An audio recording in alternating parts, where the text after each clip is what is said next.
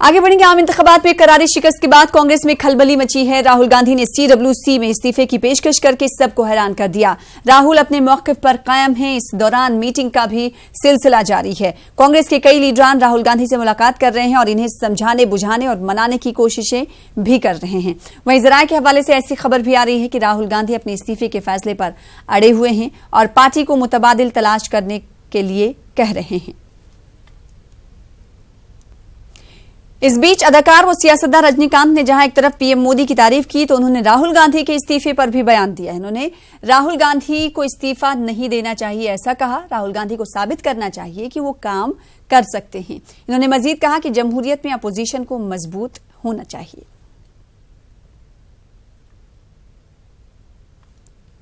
मरकजी वजीर प्रकाश जावड़ेकर ने न्यूज 18 से बातचीत करते हुए कहा कि 30 मई को होने वाली मोदी हुकूमत की हलफबर्दारी अवाम का यकीन और भरोसा है। को मिली बम्पर जीत के बाद एक बार फिर मोदी सरकार बनने जा रही है। हमारे साथ बात करने के लिए मौजूद है प्रकाश जावड़ेकर। सर, एक बार फिर मोदी सरकार बनने जा रही है। 30 तारीख को शपथ ग्रहण समारोह, क्या कहेंगे? नहीं, देश के जनता ने ये चुनाव प्रधानमंत्री जी को अपनी बधाई दे सकता है। मोदी जी के नेतृत्व में विश्वास व्यक्त किया क्योंकि वो पारदर्शी, प्रामाणिक, मेहनती सरकार के प्रतिनिधि है। वो देश के सुरक्षा के प्रतीक है और वो उसके साथ साथ देश के तरक्की के भी है। और इसीलिए कांग्रेस की बात करें तो राहुल गांधी की स्थिति को लेकर चल उनकी बात नहीं करें। सर, आज TMC के 3 विधायक और 55 पार्षद बीजेपी में शामिल होने जा रहे हैं। वो आएगा, वहाँ बाइट देंगे। तो आपने देखा, ये थे हमारे साथ बात करने के लिए प्रकाश जावड़ेकर, जिनका कहना है कि सबका साथ और सबका विश्वास। कैमरा पर्सन रमेश रत्नाकर के साथ मैं रचना, न्यूज 18 दिल्ली। बीजेपी की जबरदस्त जीत की खुशी में विजय गोयल ने दिल्ली के कनॉट प्लेस में वॉल ऑफ मैसेज कैंपेन शुरू किया है। लोग अपने अपने मैसेज लिखकर नरेंद्र मोदी को मुबारकबाद दे रहे हैं। बीजेपी लीडर विजय गोयल ने कहा कि जिस तरह जबरदस्त जीत लोकसभा इंतखाबात में मिली है, इसी तरह जीत दिल्ली विधानसभा में भी मिलेगी। फिर मोदी सरकार बनने जा रही है। हमारे साथ बात करने के लिए मौजूद है बीजेपी के वरिष्ठ नेता विजय गोयल। विजय जी, आज एक मोदी जी को बधाई संदेश के लिए वॉल ऑफ ग्रीटिंग भी लगाया गया है। यहाँ पे तमाम लोग अपने जो मैसेजेस है वो लिख रहे हैं। आपने भी लिखा, क्या कहेंगे? देखिए, सारे देश ने मोदी जी को चुना है, उनको जनता का अपार समर्थन मिला है, तो जाहिर तौर के ऊपर लोग उनको बधाई का संदेश भी देना चाहते हैं। तो इसलिए कनॉट प्लेस के अंदर ये वॉल ऑफ ग्रीटिंग्स लगा है जिसमें लोग मोदी जी को बधाई के संदेश दे रहे हैं। और मैं समझता हूँ कि ऐसे ही वॉल ऑफ ग्रीटिंग्स जगह जगह लोग अपने इलाके में लगाएंगे ताकि उनके यहाँ भी जो आम जनता है वो अपने मोदी जी को संदेश दे सकें। और सबसे बड़ी बात है, आप उनको ट्विटर पे, फेसबुक पे, मोदी ऐप के ऊपर सब जगह दे सकते हैं। सर, लोकसभा में प्रचंड जीत मिली है। अभी कुछ ही दिनों बाद दिल्ली में विधानसभा चुनाव भी होने हैं, तो विधानसभा चुनाव को लेकर क्या कुछ रणनीति रहेगी? देखिए, मैं समझता हूं कि दिल्ली की जनता ने अपना स्पष्ट रूप से मत दे दिया है और उन्होंने कहा है कि जो भारतीय जनता पार्टी है दिल्ली में 7 सीटें उनको जितवाई हैं इसीलिए कि उनको लगता है कि बीजेपी के नेतृत्व में ही दिल्ली में अच्छा काम हो सकता है। मेरा हमेशा से ये कहना है, अगर केंद्र में बीजेपी की सरकार है और दिल्ली में भी बीजेपी की सरकार होगी तो तालमेल से विकास अच्छा हो सकेगा और फिर पूर्ण राज्य के दर्जे का मामला भी बीच में रुकावट नहीं आएगा। जी बस सर, एक छोटा सा सवाल और है कि जिस तरीके से बीजेपी बधाई संदेश दे रही है, जश्न का माहौल है। अगर हम कांग्रेस की बात करें तो कांग्रेस में राहुल गांधी के इस्तीफे को लेकर काफी ज्यादा खींचतान चल रही है। देखिए, ये उनकी पार्टी का इंटरनल मामला है। मैं समझता हूँ वो अपने आप ही उसको हल करेंगे। हमने तो हमेशा कहा है कि अपोजिशन भी स्ट्रांग होनी चाहिए, पर उसके लिए अपोजिशन को कुछ तो करके दिखाना पड़ेगा ना, तभी तो जनता उनको वोट देगी। तो आपने देखा, ये थे हमारे साथ बात करने के लिए बीजेपी के वरिष्ठ नेता विजय गोयल, जिनका कहना है कि जिस तरीके से लोकसभा में बीजेपी को जीत मिली है, ऐसी ही जीत आने वाले विधानसभा चुनाव में भी बीजेपी को मिलेगी। कैमरा पर्सन रमेश रत्नाकर के साथ मैं रचना, न्यूज 18 दिल्ली। उधर TMC असेंबली मेंबरान और कॉर्पोरेटर की बीजेपी में शमूलियत पर मुकुल राय ने कहा कि मगरबी बंगाल में जगह जगह से लोग आना चाहते हैं और आज इसकी शुरुआत हो रही है। न्यूज 18 नुमाइंदा ने मुकुल राय से बातचीत की। पर आ रही कि TMC के कुछ नेता बीजेपी में शामिल हो सकते हैं। इस पर बातचीत करने के लिए हमारे साथ बीजेपी नेता मुकुल राय जी मौजूद हैं। सर, कब तक शामिल होंगे और कितने लोग? बंगाल में 294 असेंबली है, तो बंगाल में सब गांव से आदमी लोग बोल रहा है हम लोग भाजपा में जाएंगे। ये बंगाल का स्थिति है। ये स्थिति का शुरुआत तो होना चाहिए ना, आज से शुरुआत होता है। अब देखेगा जे बंगाल का तृणमूल का जो एमएलए है, सीटिंग एमपी हुआ है, जो डिस्ट्रिक्ट प्रेसिडेंट है, पंचायत है, जिला परिषद है, देखिए वो सब ज्वाइन कर जाएंगे भाजपा में। मुकुल सर, जिस तरह से मोदी जी ने भी एक संकेत दिए थे चुनाव के समय, प्रचार प्रसार के समय, और फिर अब जिस तरह से बहुत कम अंतर रह गया है लोकसभा चुनाव में, जो तृणमूल है उनकी सीटें और बीजेपी की सीटें, ऐसे में हम क्या माने कि तृणमूल तो जो सीट जीता है लूट करके जीता है, उसका एक सीट का जनगण का वोट से हुआ नहीं। जो सीट जीता है वो लूट करके जीता है, गांव का आदमी को भगा दे के जीता है। कोई सीट नहीं है जो सीट वो जनता का मत से जीता है। तो ऐसे में आप बताइए कि जब टीएमसी के, अभी आपने कहा कि शुरुआत है, कुछ लोग अब शामिल हो रहे हैं, लेकिन ऐसे सिचुएशन में अगर टीएमसी के पास सीटें कम हो जाती हैं तो फिर क्या चुनाव की स्थिति बनती दिखाई देगी? देखिए, ये तो जनता डिसाइड करेंगे, ये जनता का जब मांग होगा तब होगा। ये तो हमारा कोई पार्टी का फैसला नहीं होगा, ये जनता का फैसला होगा। और बंगाल की जनता क्या चाहती है? देख लीजिए क्या होता है होने वाले दिन में। एमएलए और एमपी तो पीपल्स रिप्रेजेंटेटिव है, वो लोग जो कोई क्या करेगा उसकी जनता का फैसला मिल जाएगा। चलिए, तो जनता का फैसला आने वाले दिनों में पता चल जाएगा। कैमरामैन योगेंद्र के साथ मैं नीलू सिंह, न्यूज़ 18 दिल्ली। लोकसभा में शानदार जीत के बाद अब बीजेपी की नजर राज्यसभा पर है। इस वक्त राज्यसभा में एनडीए को 102 नशिस्तें हासिल हैं और 2020 तक इसे ऐवान में अक्सरियत हासिल हो जाएगी।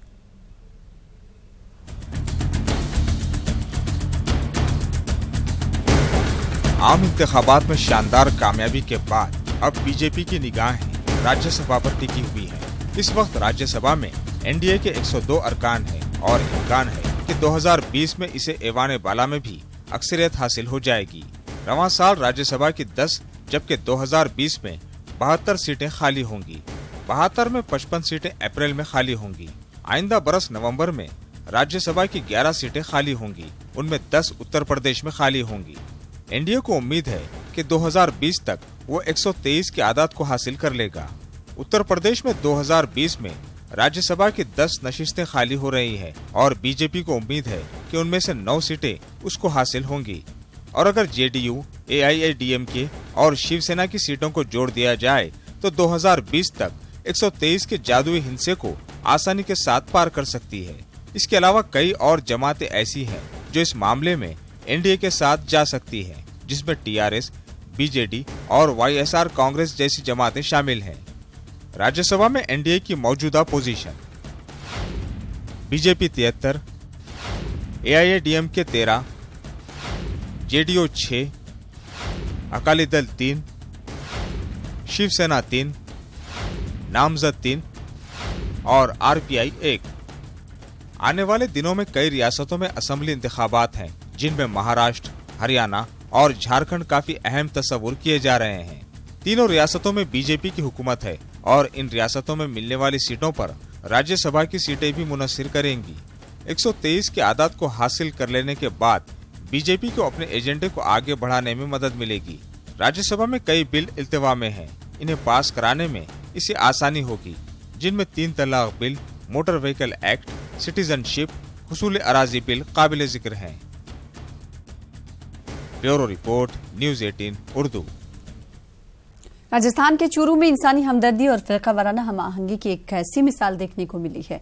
अशरफ खान ने सावित्री नामी एक खातून की जान बचाने के लिए रोजा तोड़ा ताकि मौत से लड़ रही खातून को खून का अतिया देकर जान बचाई जा सके। सावित्री हामिला थी और इसकी हालत अचानक खराब हो गई। जब ही अशरफ खान को सोशल मीडिया पर एक पैगाम मिला जिसमें बी पॉजिटिव खून डोनेट करने की अपील की गई। खून की जरूरत फौरन थी और अशरफ रोजे से था, ताहम अशरफ ने रोजा बीच में ही तोड़कर इस खातून को खून अतिया किया, जिसकी वजह से सावित्री देवी की जान बचाई जा सकी। इसी तरह का एक और वाकया हाल के दिनों में आसाम में पेश आया, जहां एक मुस्लिम शख्स ने अपने दोस्त की जान बचाने के लिए रोजा तोड़कर खून अतिया किया था।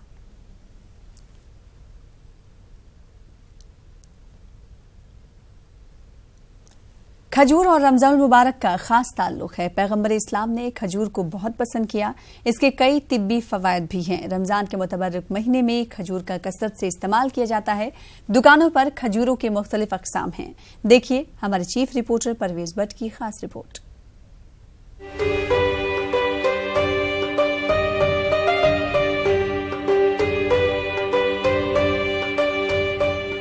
वादी कश्मीर में रमजानुल मुबारक खुशगवार मौसम के साथ जारी है।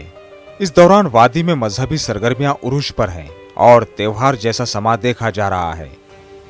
एक तरफ मसाजिद में मुसल्लियों की भारी तादाद देखने को मिल रही है और फर्जंदाने तौहीद अल्लाह के हुजूर सरबा सुजूद होकर अपने गुनाहों की माफी तलब कर रहे हैं, वहीं दूसरी जानिब बाजारों में खरीदारों का भारी हुजूम देखा जा रहा है। खजूर की खरीदारी में इन दिनों खासा इजाफा देखने को मिल रहा है।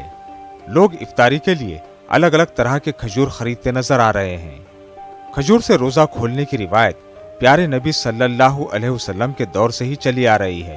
आप सल्लल्लाहु अलैहि वसल्लम अहले खाना और सहाबा के साथ इफ्तारी में खजूर तनाउल करने को काफी पसंद फरमाते थे। खजूर सिर्फ खाने में मीठा नहीं होता बल्कि इसके कई तिब्बी फवायद भी हैं। ये रोजेदार को इजाफी क़ुव्वत बख्शता है जिसकी उसे जरूरत होती है। हमारे प्यारे पैगंबर सल्लल्लाहु अलैहि वसल्लम जब रमज़ान शरीफ आता था तो इफ्तारी के वक्त वो खजूर ही इस्तेमाल करते थे। और एक हदीस में आया है, सलमान फ़ारसी रज़ी अल्लाह अन्हु रिवायत करते हैं कि नबी पाक सल्लल्लाहु अलैहि वसल्लम फरमाए, रमज़ान में अगर कोई बंदा किसी को इफ्तारी कराएगा, जितना सवाब उस रोज़ेदार को मिलता है उतना सवाब उस रोज़ इफ्तार करवाने वाले को मिलता है। एक सहाबी खड़े हुए, या रसूलुल्लाह सल्लल्लाहु अलैहि वसल्लम हमारे पास तो उतनी दौलत है नहीं कि हम पेट भरकर उनको खाना खिलाएं। हुजूर सल्लल्लाहु अलैहि वसल्लम ने उसके जवाब में फरमाया कि अगर एक ही खजूर से आप उसको इफ्तारी करवाएंगे तो आपको उतना पूरा सवाब मिलेगा। इसलिए सारे मुसलमान खजूर को पसंद करते हैं। ये एक किस्म का सुन्नत है। हुजूर सल्लल्लाहु अलैहि वसल्लम ने ज़्यादातर खजूर की पेड़ ज़्यादा लगाए हैं तो ज़्यादा तरजीह खजूर को ही खाने को मिलती है। खजूर हम सेहत के लिए भी बहुत अच्छा है।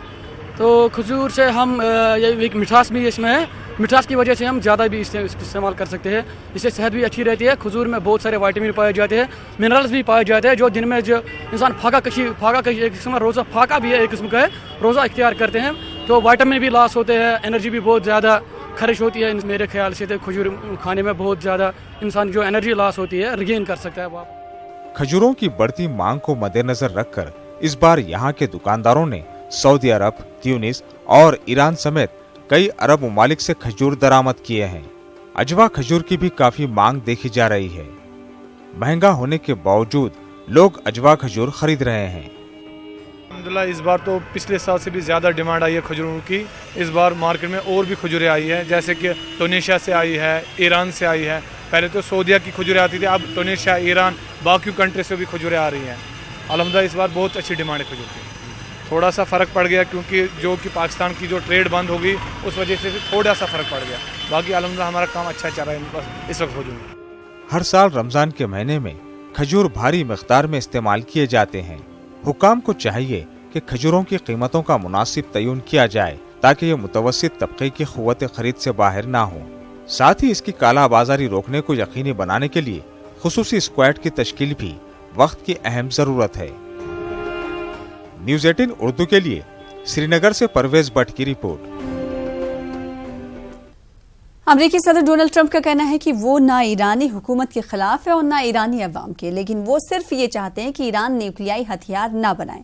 टोक्यो में जापानी वजीर आजम के साथ एक प्रेस कॉन्फ्रेंस की जिस पर इन्होंने ईरान के तय कदरे नर्म रवैया जाहिर किया। आप देखें रिपोर्ट और मुझे दे इजाजत। आदाब।